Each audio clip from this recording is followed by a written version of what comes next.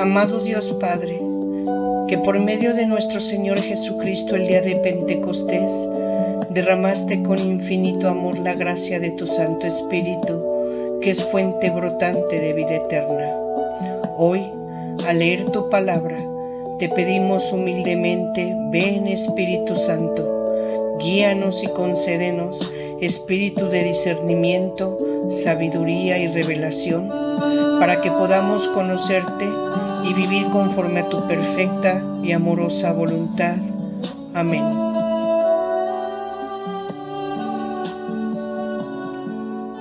Nuevamente con el gusto de estar con ustedes, agradeciendo el honor de su atención, ya casi terminando nuestro curso de las parábolas del Evangelio. Estamos en el capítulo 10 el día de hoy, un capítulo más la semana entrante y terminamos.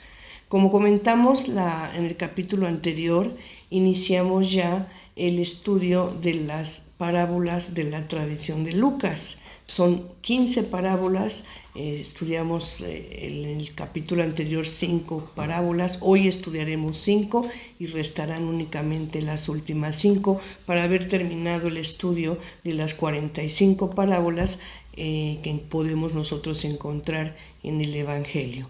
Así entonces, el día de hoy, las parábolas que estudiaremos son la parábola de la puerta estrecha y la puerta cerrada, la parábola de la elección de asientos, la parábola de la torre y de la guerra, la parábola de la dracma perdida y la parábola del padre bueno y el hijo pródigo. Entonces, iniciando con nuestra primera parábola, como señalé, la parábola de la puerta estrecha y la puerta cerrada, en realidad la vamos a encontrar no exactamente con el nombre como la menciono, más bien la vamos a encontrar como la puerta estrecha. ¿Y qué tiene esta parábola en especial? Bueno, podemos ver, si nosotros leemos directamente la cita bíblica, podemos ver que se señala la reprobación de los judíos infieles, ¿verdad? Y la vocación de los gentiles, aquellos llamados paganos que al convertirse son llamados gentiles, como es que están recibiendo con más facilidad las enseñanzas, la fe, la doctrina que está enseñando nuestro Señor Jesucristo.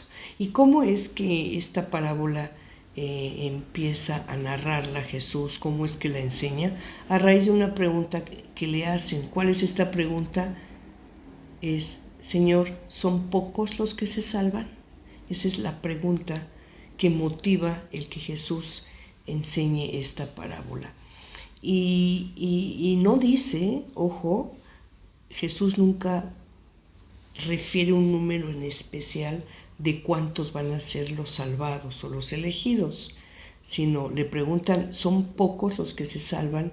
Y es cuando Jesús empieza a narrar la parábola y dice, tengan cuidado de entrar por la puerta estrecha, porque son pocos los que se salvan.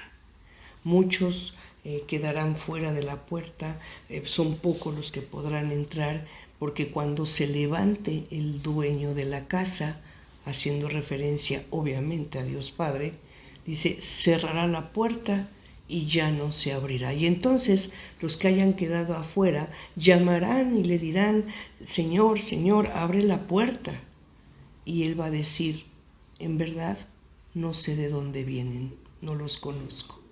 Y ellos van a insistir diciendo, es que nosotros hemos comido contigo, hemos bebido contigo, te hemos escuchado y tú has predicado en nuestras plazas. Pero el Señor nuevamente va a dar la misma respuesta.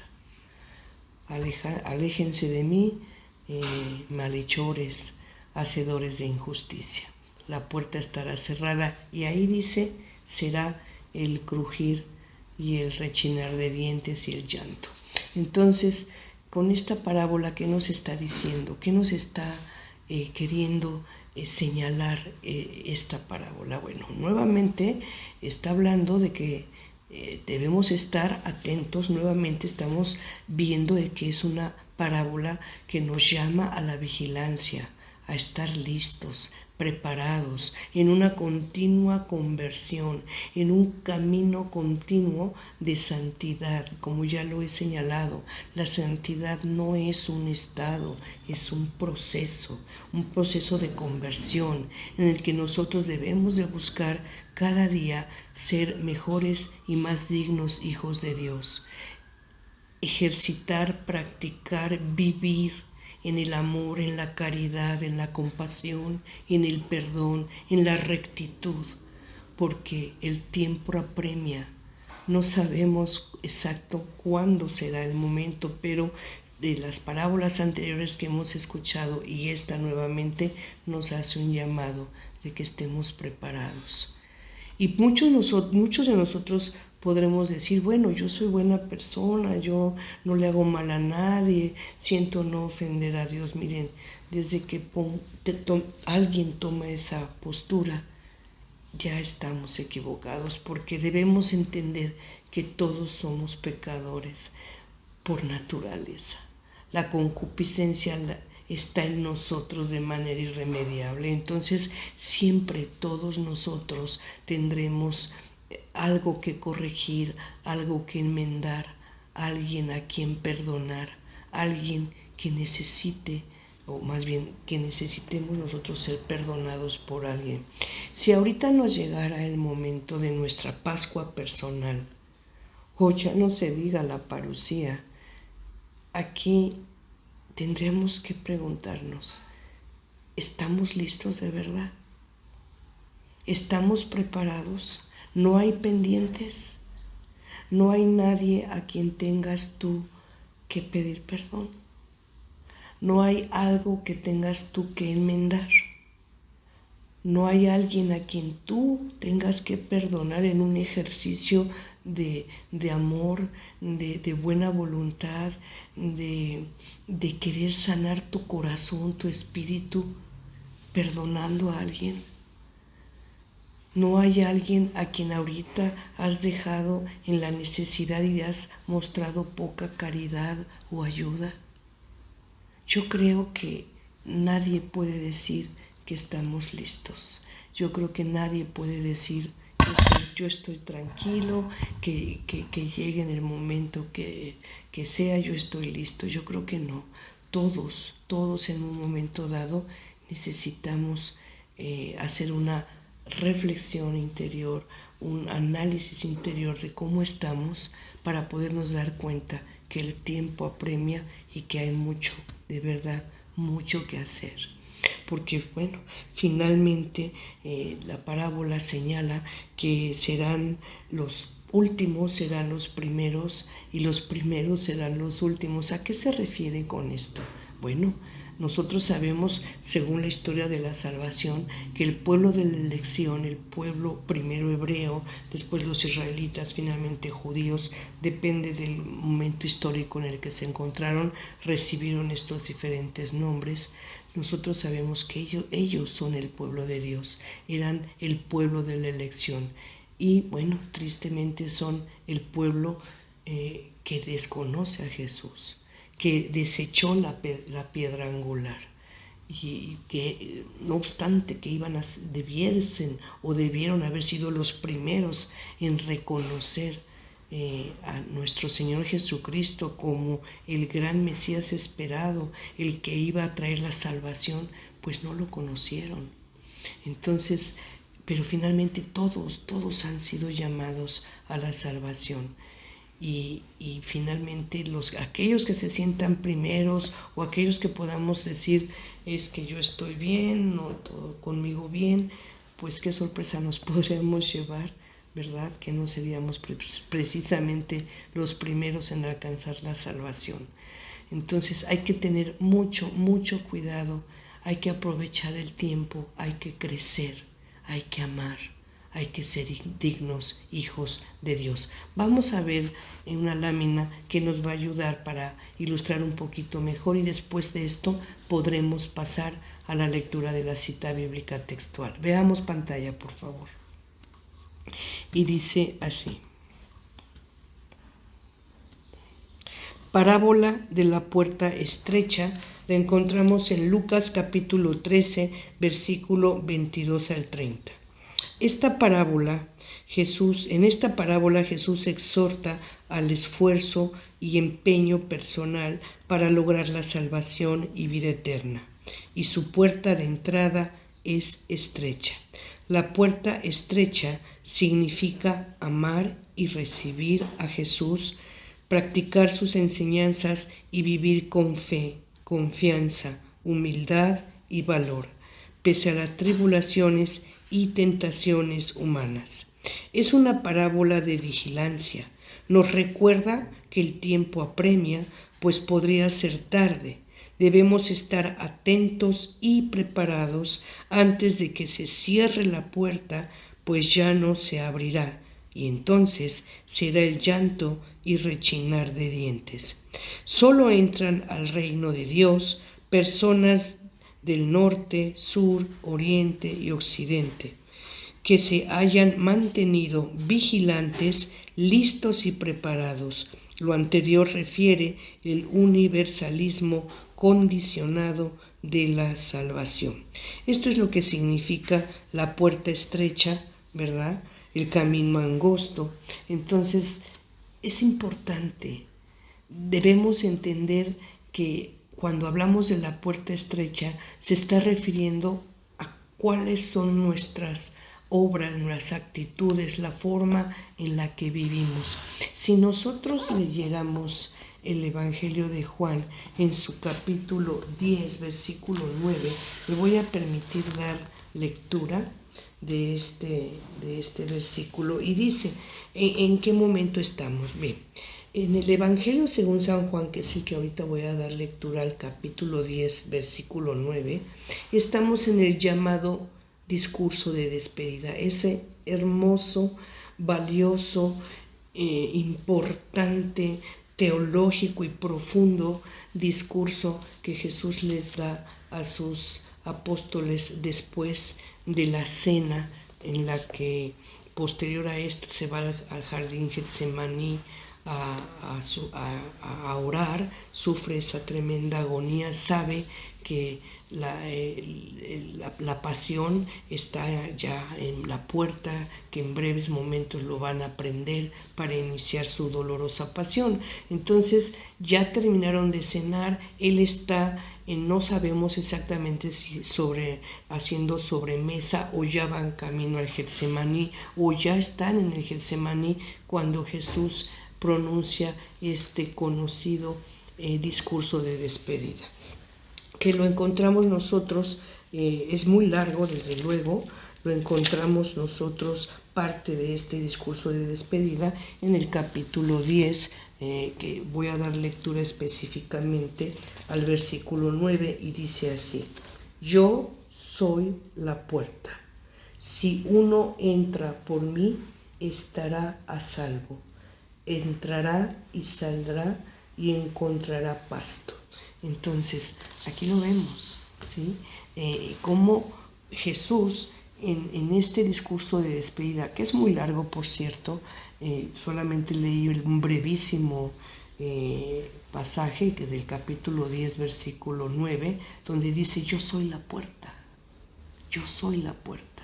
Si nosotros después nos vamos al capítulo 14 del mismo Evangelio de Juan, en el capítulo 14, versículo 6 me parece, sí, versículo 6, dice, yo soy el camino, la verdad y la vida. Nadie va al Padre sino por mí. ¿Sí? Él es el camino, Él es la puerta. No hay otro camino, no hay otra puerta para poder llegar al Padre.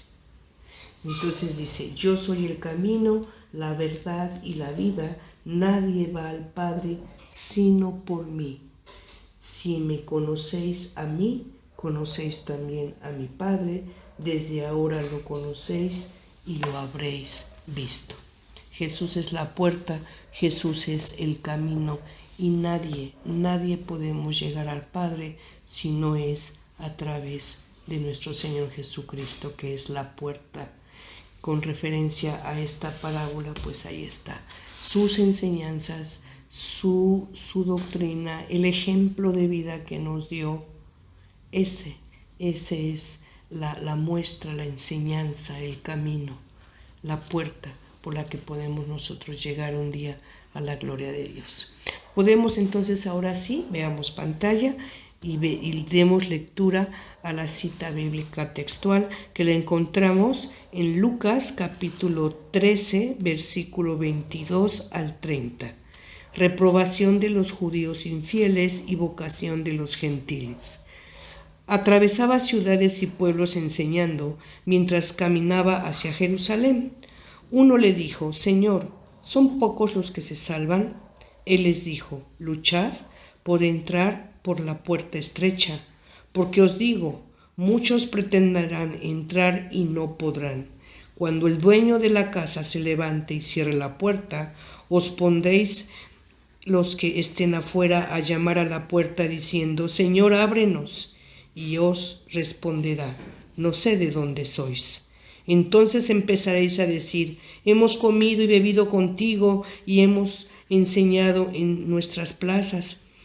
Pero os volverá a decir: no sé de dónde sois. Retiraos de mí, todos los malhechores. Allí será el llanto y rechinar de dientes.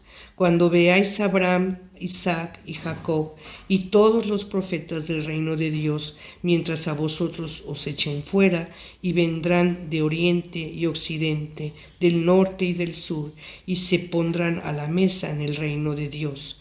Pues hay últimos que serán primeros y primeros que serán los últimos. Aquí está, el universalismo de la salvación. O sea, no solamente el pueblo de Dios está llamado a la salvación, todos los que creamos en Cristo y nos vivamos conforme a sus enseñanzas, seamos norte, sur, oriente, poniente, de todos los puntos cardinales de nuestro planeta, ¿verdad? Vendrá la salvación para todos aquellos que hayan sido íntegros y obedientes al amor de Dios.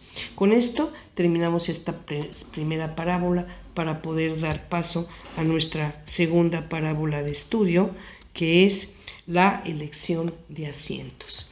¿Y cómo se da esta parábola de la elección de asientos? Bueno, es en relación a un banquete al que asiste Jesús.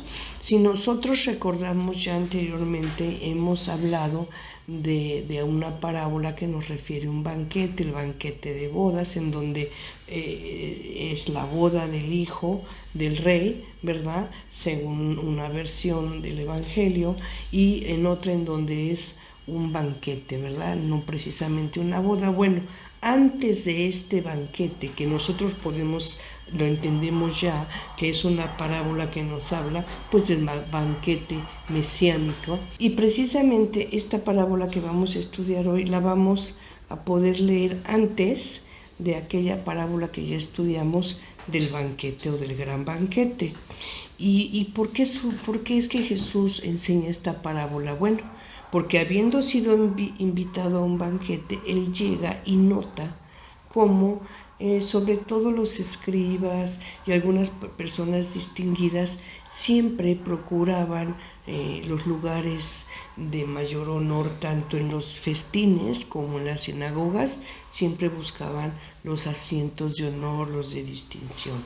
Entonces él llega a este banquete y se percata de esto, de que personas que se sienten distinguidas quieren ellos recibir los honores, la distinción de utilizar o sentarse en los mejores asientos. Entonces Jesús, viendo esto, enseña la parábola y dice: cuando seas invitado a un banquete, no te sientes en los primeros lugares, ve y siéntate en el último lugar.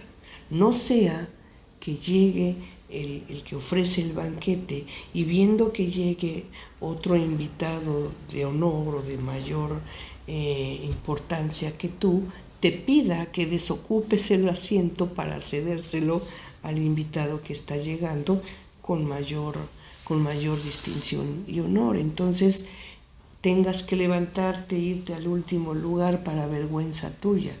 Mejor no lo hagas. No lo hagas, ve, llega a un lugar y ocupa el último lugar.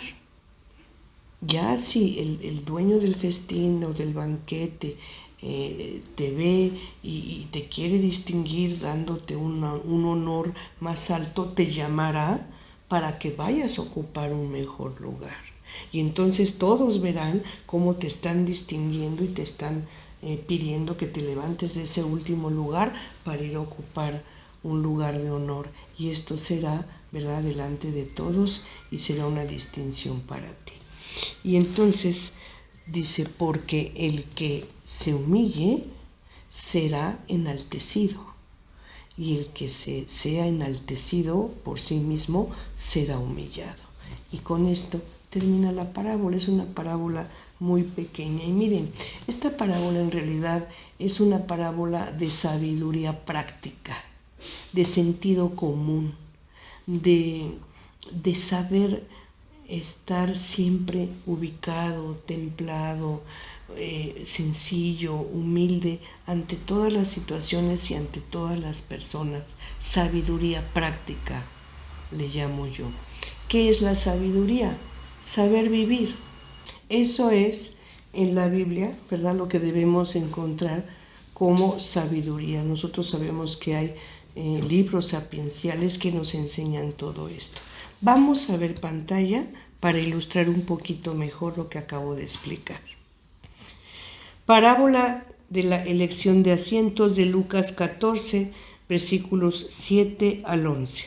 Sabemos que en las sinagogas y en los festines las personas distinguidas tomaban los mejores lugares.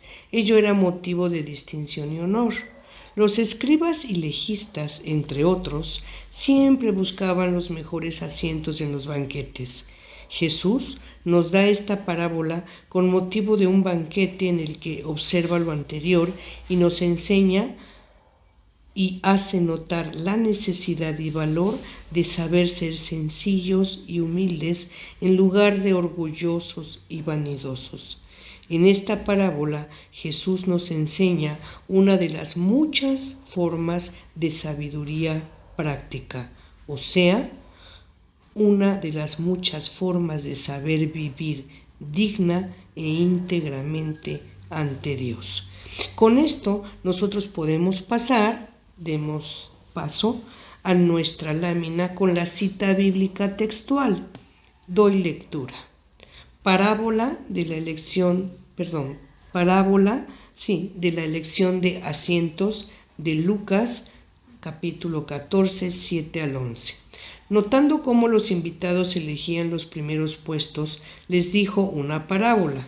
Cuando alguien te invite a una boda, no te pongas en el primer puesto, no sea que haya invitado a otro más distinguido que tú, y viendo que el que os invitó a ti te diga, deja el sitio a este, y tengas que ir avergonzado a sentarte en el último puesto.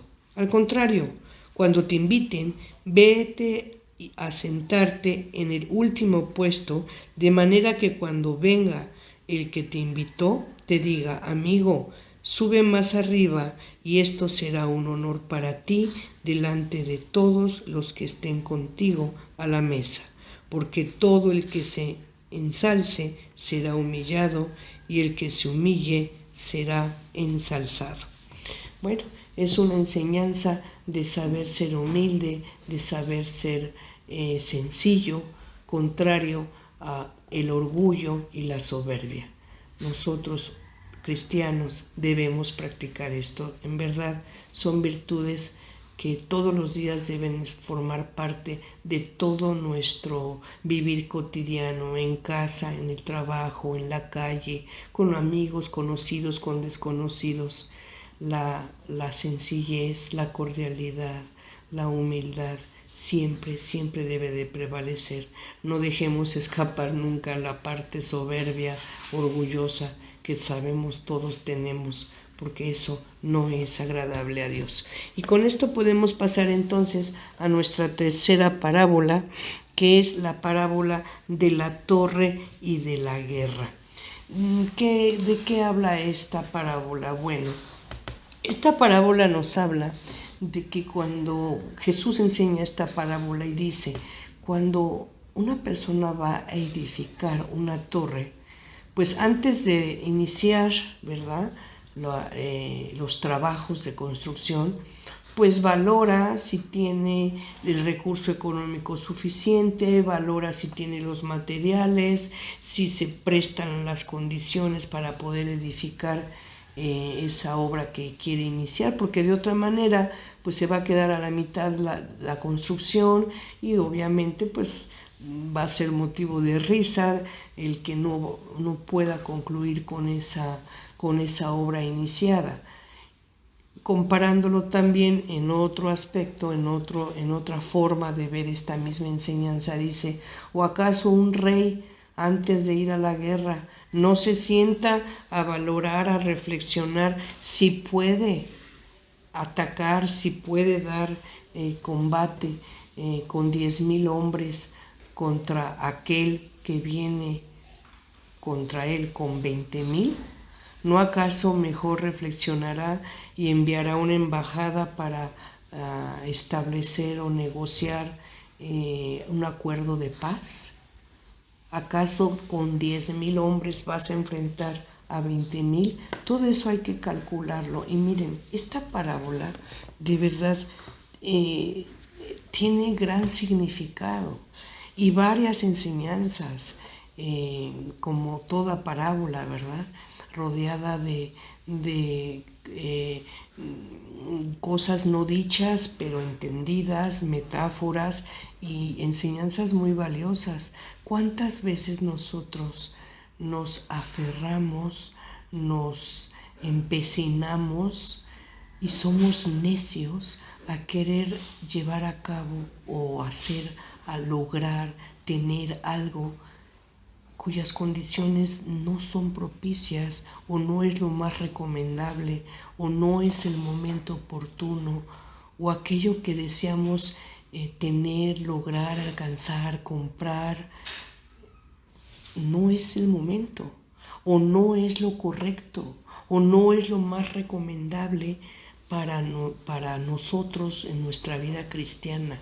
Y sin embargo nos empecinamos, nos cegamos en ese deseo de querer tener algo, alcanzar algo. Y estoy hablando no solamente de una edificación o construir algo, estoy hablando de un puesto de trabajo, estoy hablando de una casa, de un coche, estoy hablando de una situación personal, de una relación, de una amistad o de una empresa, un negocio, en fin, cualquier actividad, cualquier situación personal que nosotros queramos alcanzar y no tenemos los elementos suficientes o adecuados para poder lograrlo, y que de hacerlo nos va a llevar a un fracaso, a una derrota, a la ruina, y que después va a traer consigo arrepentimiento, después va a traer consigo dolor, llanto, pérdida, después incluso de difícil reparación por las consecuencias que se hayan producido por ese actuar o por ese hacer que no era el más adecuado o no era el más honesto o no era el momento o como cristianos no era conveniente para nosotros. Entonces hay que darnos cuenta de esto. Miren, seguir a Jesús pues no es fácil. Es un camino a veces que significa valorar y poner en la balanza qué es lo que queremos y qué es lo que vamos a ser capaces de dar o no dar. Es claro que Jesús dice, el que quiera ser mi discípulo, tome su cruz y sígame. El que quiera ser mi discípulo renuncie a todos sus bienes, renuncie a todo lo material y ame las cosas de Dios. Ame las cosas del reino de Dios, eso es bien importante.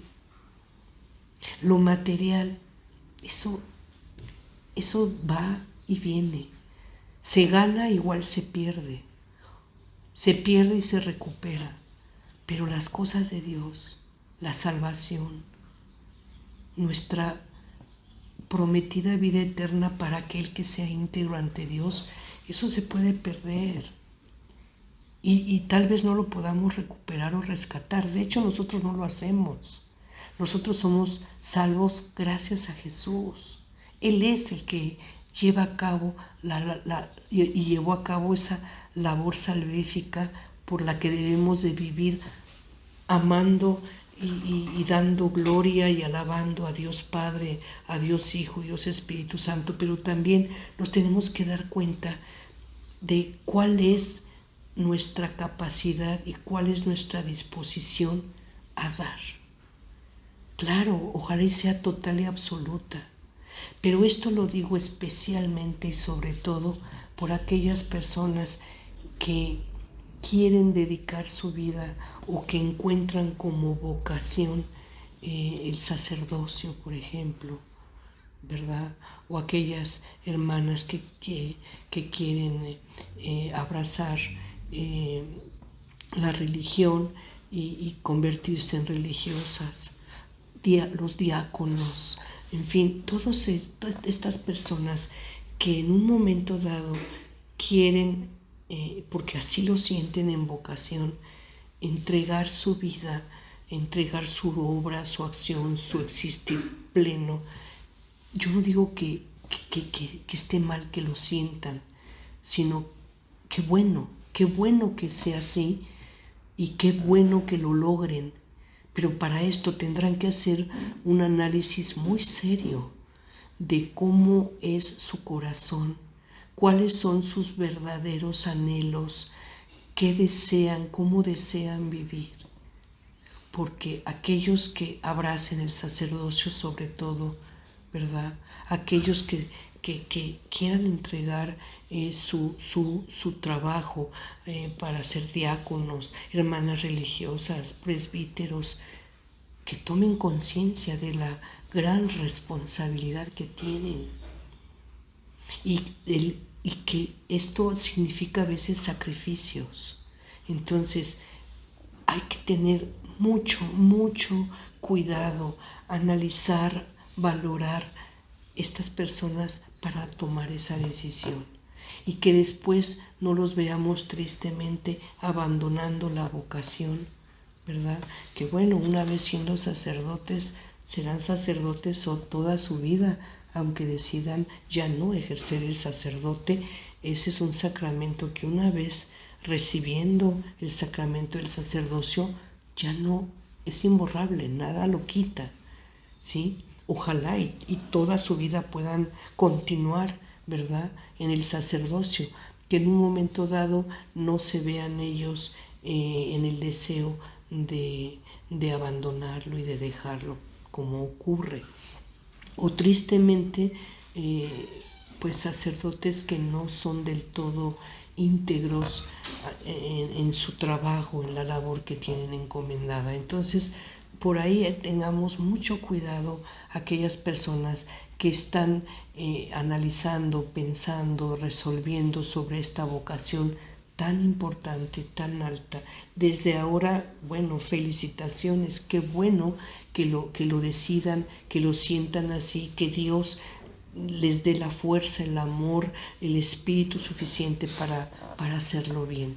Y de ahí, bueno, pues igual todos los demás que somos laicos, también entendamos que en la medida en la que nosotros elijamos ser padres, esposos, empleados, funcionarios con poder, con autoridad, que nos demos cuenta de la importancia que tienen todos estos cargos y que debemos hacerlo bien. De otra manera será un fracaso que lo verá Dios y tendremos que dar cuenta a Él.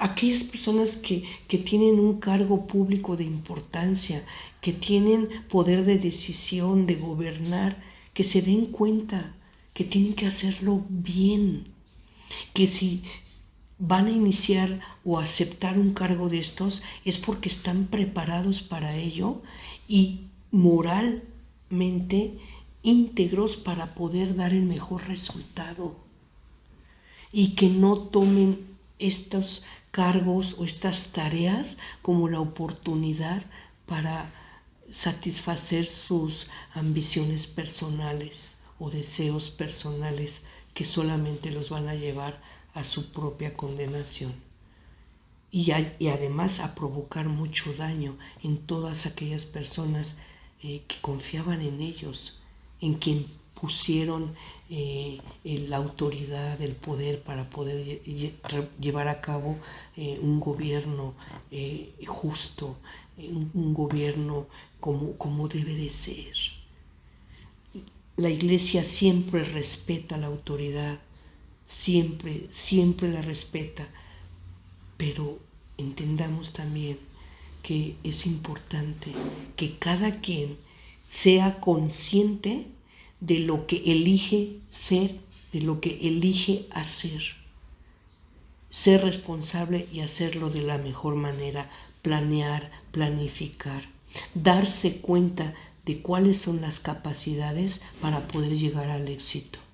Y no después, por falta de vocación, por falta de recursos, ya no digo económicos, sino materiales para poder llevar a cabo buenas obras, vengan fracasos, vengan frustraciones, vengan malas cuentas, vengan equivocaciones graves.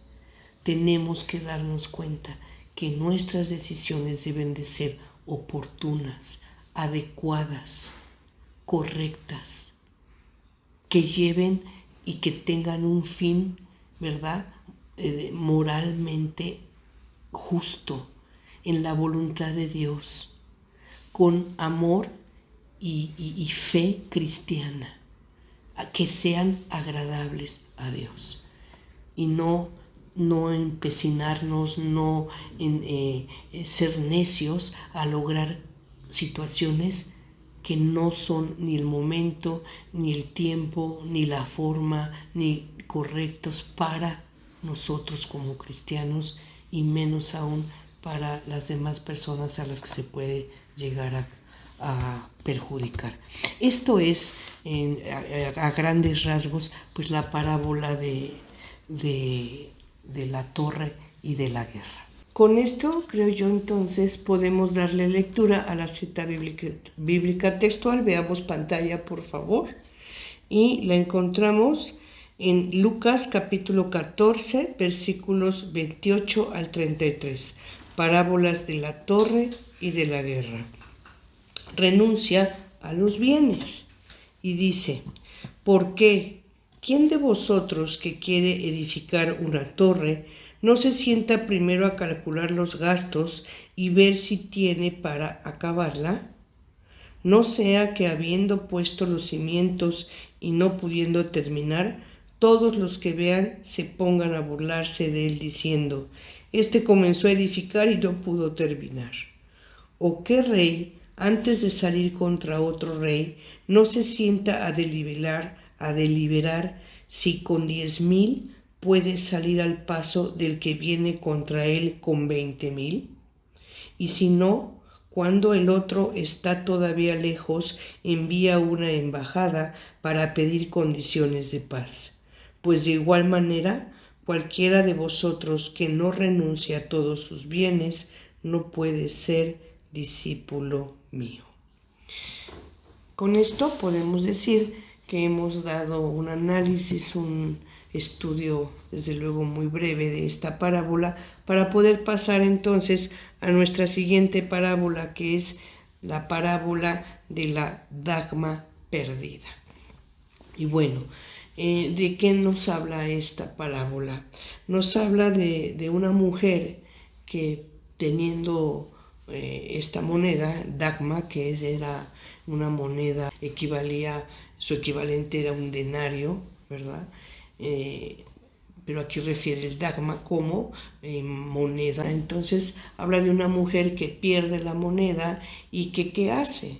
Dice, bueno, pues se pone a buscarla, la perdió en su casa, se pone a buscarla. ¿Y qué hace? Prende una lámpara. Aquí cuando decimos que prende una lámpara, bueno, esa lámpara es luz que alumbra, es Jesús, ¿sí? Ese es el simbolismo que lleva el contenido de esta parábola. Entonces se pone a buscarla y para esto barre su casa, la limpia, para tratar de encontrar esa moneda perdida, poniendo orden, limpiando. Y cuando la encuentra, bueno, se pone muy feliz, muy contenta por haber recuperado la moneda perdida. ¿Qué encontramos aquí en esta parábola como mensaje? ¿Cuál es el sentido figurado de esta? Bueno, como ya lo señalé, refiere a una mujer que prende una luz, una lámpara para tener luz, para alumbrarse. Nosotros sabemos que Jesús es la luz, Él es la lámpara que alumbra, pero también Él es el que limpia nuestros corazones, ¿sí? Él vino para limpiarnos, quitarnos la carga del pecado con ese gran sacrificio de amor que hizo, entregándose a la cruz con todo el dolor, con todo lo que significó, ¿verdad? Para limpiar nuestros pecados, para que seamos salvos, para que gracias a Él seamos salvos. Entonces, Él es la lámpara, Él es el que limpia nuestros corazones, como en esta parábola la mujer, ¿verdad? Prende una lámpara, barre su casa, pone orden. Bueno, Jesús es el que a nosotros nos reconstruye, nos vuelve a dejar limpios para poder entrar a la gloria de Dios. Eso es lo importante. Él quiere nuestra salvación. Él nos da la salvación con su muerte y su resurrección. Él es la luz. Esta parábola, de alguna manera, podríamos decir que es un paralelo de lo que es la oveja perdida, ¿sí? En donde aquel pastor que sale a buscar a la oveja, ¿por qué? Porque la ama, porque la quiere salvar, la quiere rescatar, y cuando la encuentra, ¿verdad?, la cobija y la regresa al redil. Es un paralelo de esta parábola de la oveja perdida, sería la dagma perdida. Vamos a ver pantalla para ilustrar un poquito mejor esto, por favor.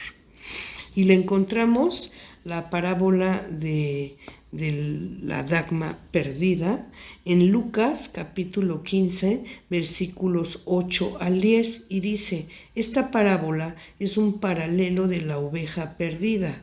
La dagma era la moneda griega equivalente a un denario romano. En esta parábola Jesús es la lámpara que da luz y limpia pecados. Quiere mostrar el gozo de Dios Padre cuando se logra la conversión de un pecador que estaba perdido y en tinieblas con el maligno.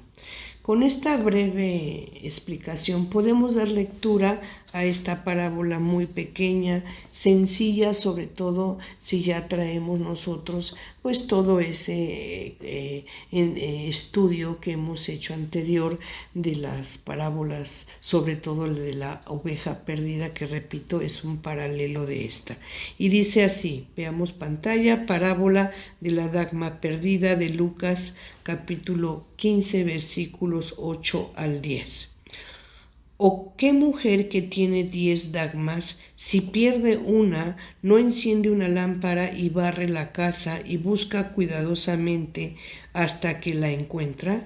Y cuando la encuentra, convoca a las amigas y vecinas y les dice: alegraos conmigo, porque he hallado la dagma que había perdido. Pues os digo que del mismo modo hay alegría entre los ángeles de Dios por un solo pecador que se convierta.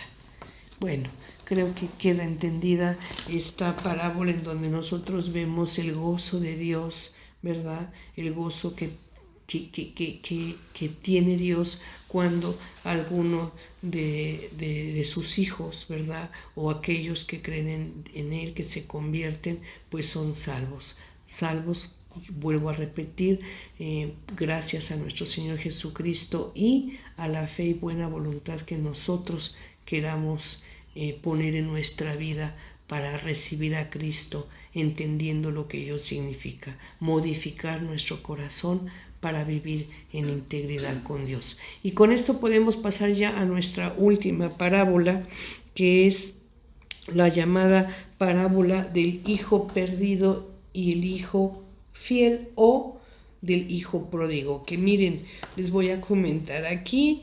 Efectivamente vamos a encontrar un hijo perdido. El hijo fiel, pues tristemente yo no encuentro aquí dónde está la parte fiel, de corazón fiel del hijo. No la llamaría precisamente del hijo fiel. Más bien encontramos a un hijo pues egoísta, celoso, a uno de los hijos, al otro ambicioso, injusto, pero al mismo tiempo después arrepentido, lo vamos a ver. Y en realidad lo que sí encontramos es a un padre que ama siempre, que perdona siempre y que ama por igual a sus hijos siempre. ¿Qué sucede aquí? Nosotros sabemos que en la tradición judía el primogénito, el hijo mayor, por derecho, así era en la tradición judía, él recibe en herencia, ¿verdad? Siempre recibe en herencia una parte mayor que el resto de los hijos. Él recibe siempre, por ser el primogénito, una parte mayor, y el resto de la herencia se reparte entre los demás hermanos, sea el número que fuere. Así entonces voy a poner una lámina para que podamos entender un poquito mejor cómo es esta parábola, cómo es que está presentada. Veamos pantalla, por favor. Dice: parábola del hijo parábola del hijo perdido y el hijo fiel. El hijo pródigo, que lo encontramos en Lucas capítulo 15, versículos 11 al 32, y me permití hacer una nota previa. Y aquí en el recuadro amarillo dice: distingamos 3 parábolas lucanas sobre la misericordia de Dios. Aquí estoy señalando 3 parábolas de Lucas que hablan en especial sobre la misericordia de Dios, la enorme misericordia de Dios. ¿Y cuáles son? Obviamente la que acabamos de ver, la dracma perdida, que es paralela a la oveja perdida. Y aquí vamos a sumarle una parábola más, que es la que vamos a estudiar ahorita, que sería la parábola del hijo perdido y del hijo fiel. No porque las 3 sean paralelas, aclaro. La parábola de la oveja y la parábola de la dracma perdida son parábolas paralelas, ¿sí? Llevan el mismo mensaje, la misma enseñanza, el mismo contenido, vamos a decirlo. Hablan de un cristiano, un convertido, ¿verdad?, que se pierde, ¿verdad? Y que pues Jesús, que lo ama, lo quiere salvo, lo quiere rescatar, y si se logra recuperar, si lo salva, si vuelve al redil, pues este es motivo de gozo para Jesús, para Dios Padre, que se vuelve a llenar este hombre, este cristiano convertido, se llena de Espíritu Santo, vuelve a ser salvo, vuelve al redil. Esas 2 parábolas pues hablan de lo mismo, el mismo mensaje. Bueno, pero también estas 2 parábolas de la oveja perdida y del dracma pues hablan de la misericordia de Dios, ¿sí? Porque es en virtud de esa misericordia el ferviente deseo por el que Dios, Jesús, nos quiere salvos, nos cuida, nos protege, nos rescata, sale a nuestro rescate, ¿sí? porque Dios es infinitamente misericordioso. En eso estas dos parábolas de la oveja perdida y del dracma perdida pues son paralelas, idénticas. Ahora bien, hablan de la misericordia de Dios. Y también aquí hablaríamos de la tercera parábola, que es la que vamos a estudiar. Esta tercera parábola que vamos a ver del hijo perdido y el hijo fiel, el hijo pródigo, habla precisamente de la misericordia de Dios. Es el tema toral, el centro, el corazón de esta parábola del hijo perdido, pues no habla más que del infinito amor incondicional, ¿verdad?, de la misericordia de Dios. Y entonces, al igual que las otras dos parábolas de la oveja perdida y del dracma, entonces estas tres parábolas, podríamos decir ya, hablando ahora de la misericordia de Dios, pues son las tres grandes parábolas en donde se ilustra este infinito amor y misericordia de Dios. Esta parábola nos muestra a un padre bueno que perdona y ama por igual a sus hijos. Muestra también a un hijo que está perdido, arrepentido, pero que reconoce sus pecados y con humildad regresa con su padre, y éste le recibe con alegría, lo perdona con infinito amor. Pero también habla de otro hijo, su segundo hijo, o por lo menos refiere dos hijos, que tiene dos hijos, este hombre que es un padre bueno. Habla de un segundo hijo que se cree el hijo que es bueno y que se cree es el primogénito, además el que ha recibido mayor parte de la herencia y que se cree merecedor de todo, y sin embargo es celoso y es envidioso, además de que no sabe perdonar a su hermano. ¿Y por qué? Bueno, voy a narrar el contenido rápidamente de esta parábola. Resulta que el hijo menor le dice a su padre: Padre, quiero que me des mi parte de la herencia, que él sabe que es menor que la que corresponde a su hermano, que es el primogénito. El padre dice: bueno, pues si ese es tu deseo, aquí está la parte de tu herencia. ¿Qué hace el hijo? Abandona a su padre, abandona el lugar donde vive y se va. Se va a despilfarrar el dinero con mujeres, en vicio, en malas conductas, y se queda sin un centavo. Cae en bancarrota y empieza a pasar hambre. Entonces se ve en la necesidad de buscar trabajo. Y bueno, el único trabajo que encuentra es con una persona que lo emplea para que cuide a los cerdos. Este oficio de por sí ya era muy denigrante, era mal visto.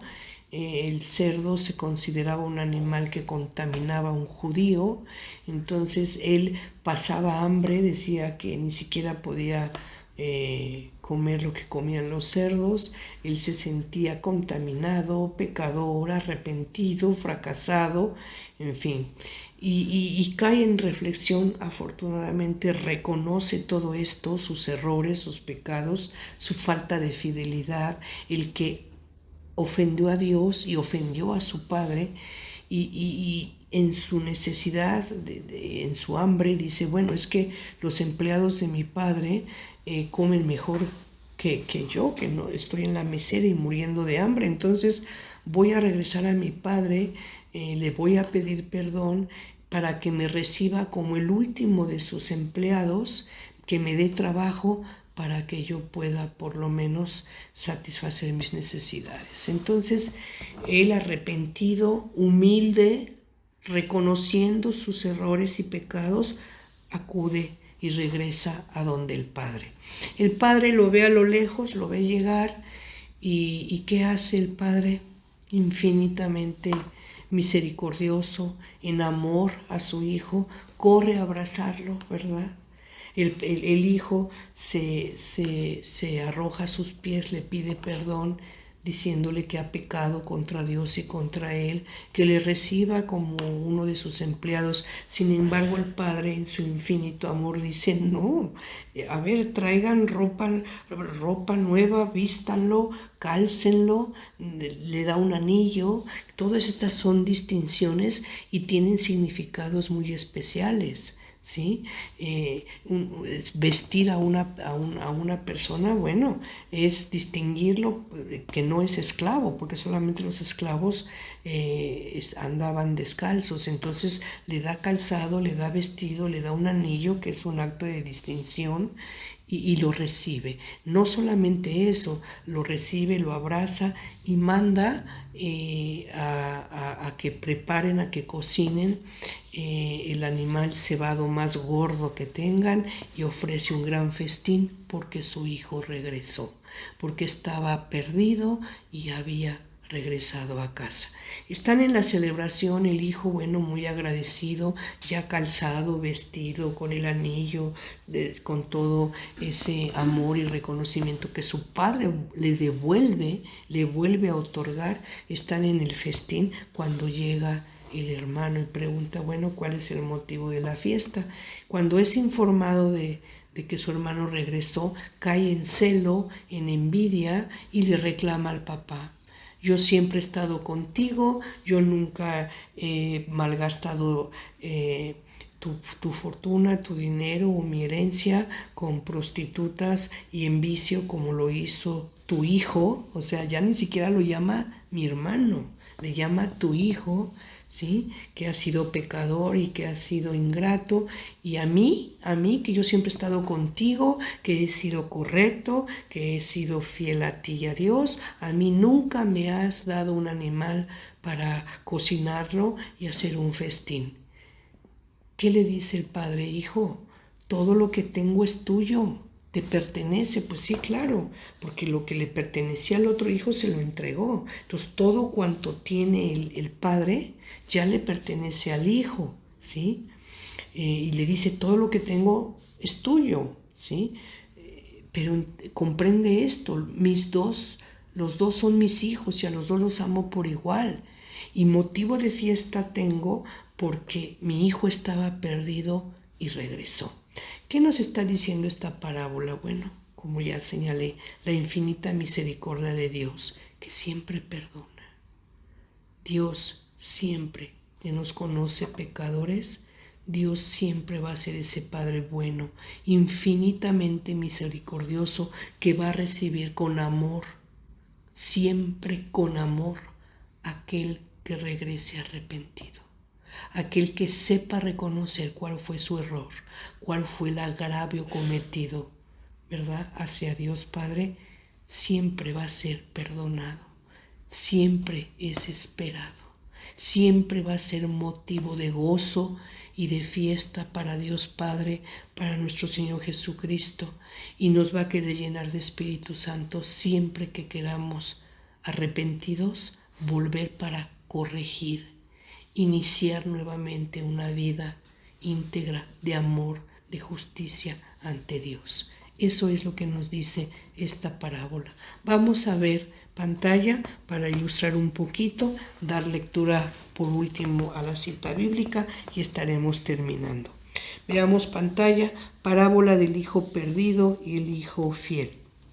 El hijo pródigo, que lo encontramos en Lucas capítulo 15, versículos 11 al 32. Con esta parábola Jesús quiere enseñar en especial a los escribas y fariseos que tanto Dios Padre como el mismo Jesús son benévolos con los pecadores y de igual manera con los publicanos. ¿Quiénes eran los publicanos? Recordemos, eran los recaudadores de impuestos que, siendo judíos, trabajaban para el Imperio Romano recaudando impuestos del pueblo judío. Esto para ellos era, bueno, motivo de gran pecado, agravio y discriminación y odio hacia los publicanos.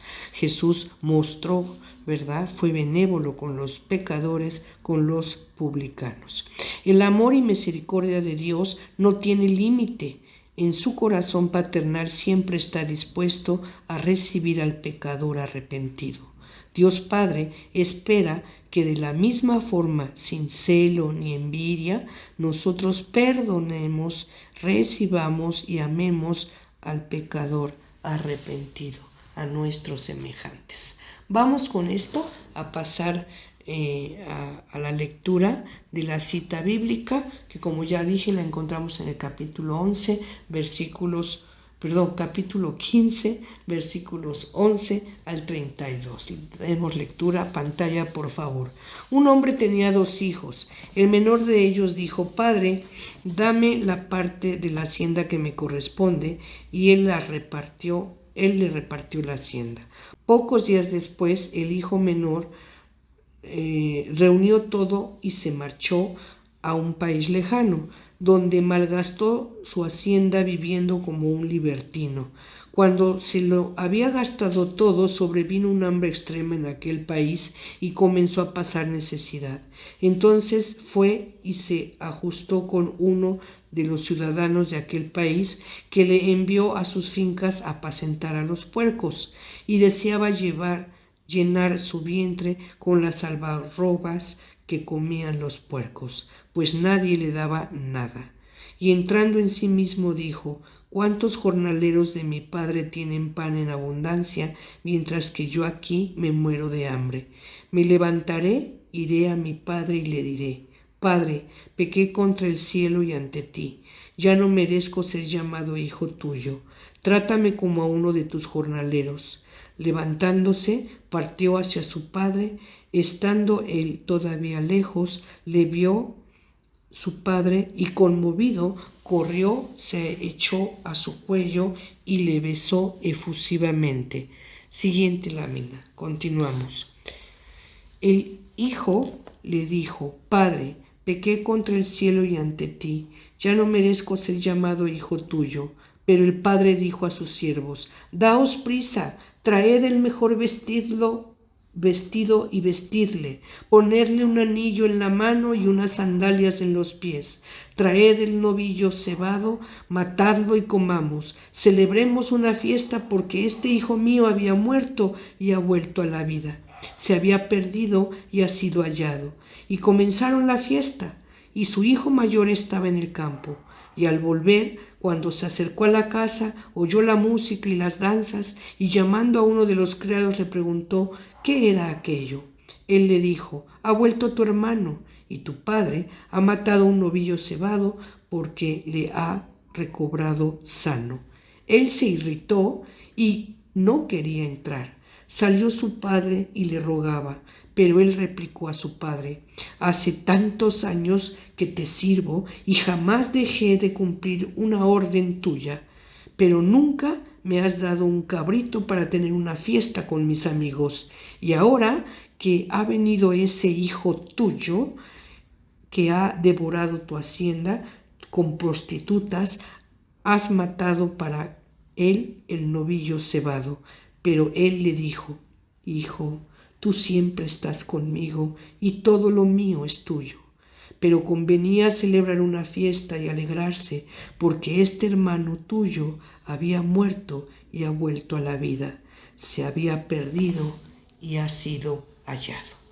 Esta es la parábola que más que el hijo pródigo, más que el hijo fiel, ¿verdad? Efectivamente es la parábola del hijo perdido, del padre bueno, ¿verdad? En el que pues, nosotros podemos vernos reflejados muchas veces, muchas veces nos vamos a preguntar cuál de los 2 hijos somos, ¿no? El hijo perdido o el hijo celoso y envidioso que ve el regreso del hermano, que ve mal el perdón que se otorga a su hermano. ¿Quién somos? ¿El hijo celoso y envidioso o el hijo que se va y vuelve arrepentido, reconociendo lo mucho que ha pecado contra su propio Padre y contra el cielo? Y finalmente yo creo que ese es un ejercicio que debemos hacer en las parábolas. Siempre vamos a ver qué personaje podríamos ser en cada una de esas parábolas para poder analizarnos y hacer un examen de cómo estamos cada uno de nosotros ante Dios. Esta es la parábola con la que terminamos nuestro capítulo número 10 de nuestro curso Parábolas del Evangelio. Muchas gracias por haber estado con nosotros. Los espero en nuestro último capítulo próximamente. Muchas gracias. Que la paz de Dios sea con todos nosotros. Los quiero. Gracias.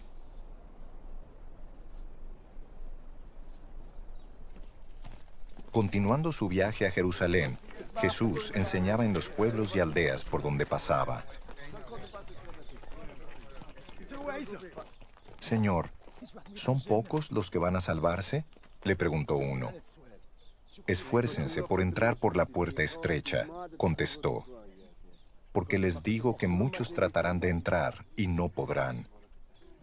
Tan pronto como el dueño de la casa se haya levantado a cerrar la puerta, ustedes desde afuera se pondrán a golpear la puerta diciendo, Señor, ábrenos.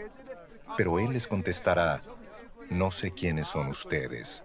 Entonces dirán, comimos y bebimos contigo, y tú enseñaste en nuestras plazas. Pero él les contestará, les repito que no sé quiénes son ustedes. Apártense de mí, todos ustedes, hacedores de injusticia. Allí habrá llanto y rechinar de dientes cuando vean en el reino de Dios a Abraham, Isaac, Jacob y a todos los profetas, mientras a ustedes los echan fuera. Habrá quienes lleguen del oriente y del occidente, del norte y del sur, para sentarse al banquete en el reino de Dios. En efecto, hay últimos que serán primeros y primeros que serán últimos.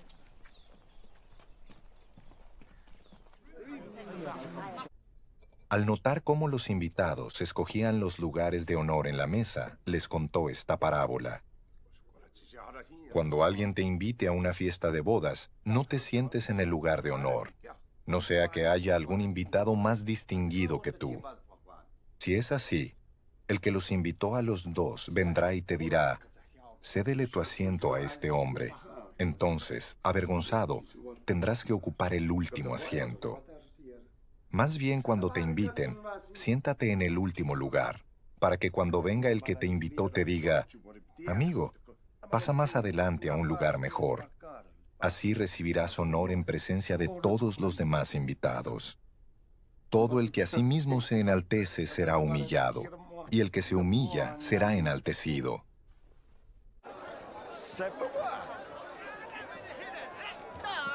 Supongamos que alguno de ustedes quiere construir una torre.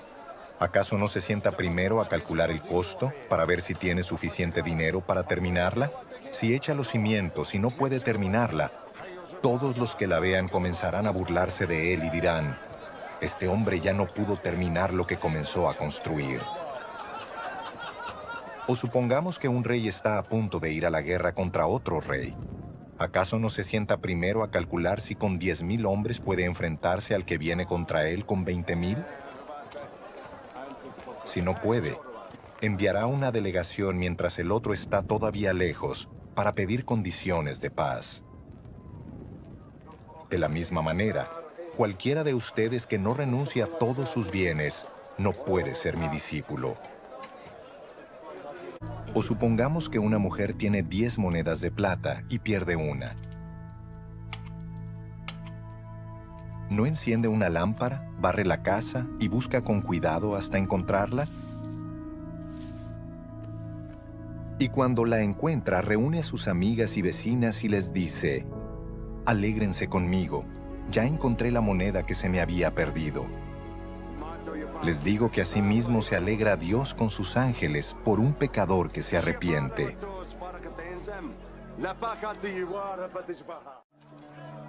Un hombre tenía 2 hijos, continuó Jesús. El menor de ellos le dijo a su padre, «Papá, dame lo que me toca de la herencia». Así que el padre repartió sus bienes entre los 2.